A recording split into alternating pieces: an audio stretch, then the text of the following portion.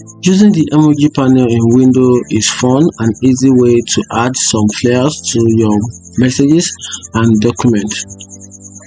Hello everyone, in this video I'm going to show you how to use emoji panel in Windows. So if you want to use emoji panel in Windows, here is a quick guide on how to do that.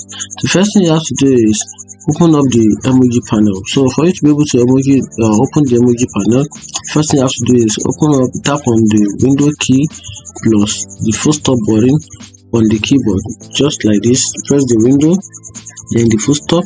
You can see the emoji keyboard, emoji panel on the screen. Just tap on the cancel button. At the same time, you can also try and use the other method, which is the window key plus semicolon.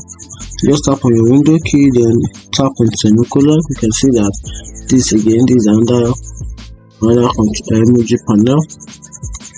You can also get the emoji panel by simply using the emoji panel itself. So for you to be able to use this option, you have to browse the categories or navigate through the different categories using the icon as the top of the panel.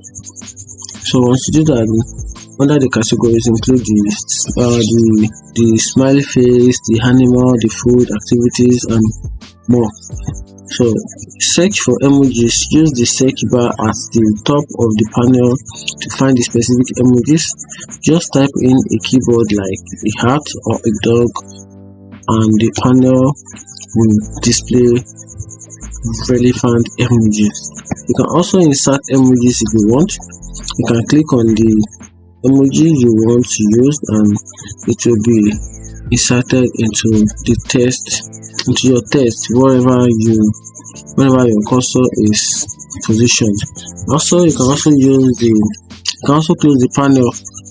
If you want to close the panel, just click on the outside and the panel, or press the escape key to close the emoji panel.